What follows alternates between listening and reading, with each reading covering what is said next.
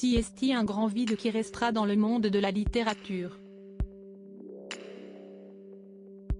Alors qu'il n'avait que 69 ans, Jean Telet est mort brutalement ce mardi 18 octobre 2022 après un arrêt cardio-respiratoire faisant suite à une intoxication alimentaire survenue dans un restaurant pendant le week-end.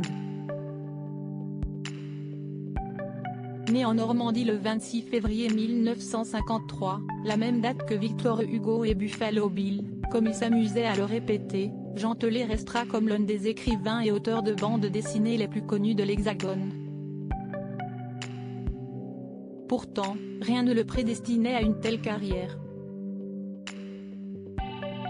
Orienté vers des études de mécanique automobile à cause de gros problèmes de scolarité, Jean Telet a pu compter sur son professeur de dessin au collège pour prendre sa chance dans ce milieu très bouché.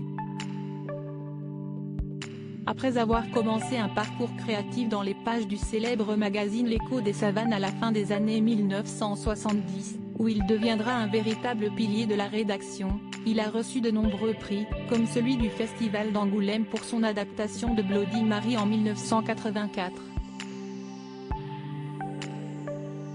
Jean Telet, un homme aux multiples casquettes 6 ans plus tard, en 1990, il recevra une distinction honorifique pour avoir grandement contribué au renouvellement du genre de la bande dessinée, avant de raccrocher les crayons pour se consacrer à son deuxième amour, celui pour l'écriture.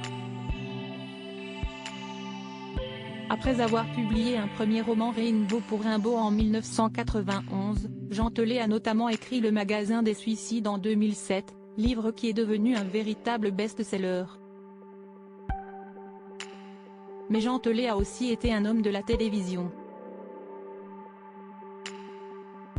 Trublion de l'âge d'or de Canal+, il se fait connaître du grand public pour ses frasques dans Nulle part ailleurs. Déjanté et cultivé comme peu de personnes peuvent s'en vanter, il devient un rapidement prodige dans toutes les disciplines qu'il côtoie. Derrière lui, Jean Telet laisse une femme, Miu Miu, plongée dans un profond deuil. L'actrice et l'écrivain se sont rencontrés en 1998 et ont toujours eu à cœur de garder une grande discrétion médiatique sur leur vie de couple. Leur relation n'a jamais été étalée dans les magazines People, comme on peut l'être les anciennes conquêtes de Miu Miu, que ce soit Patrick Doigt, Coluche, ou encore Julien Clerc. Au contraire, Jean Telet a toujours voulu rester dans l'ombre, laissant parler son art à sa place.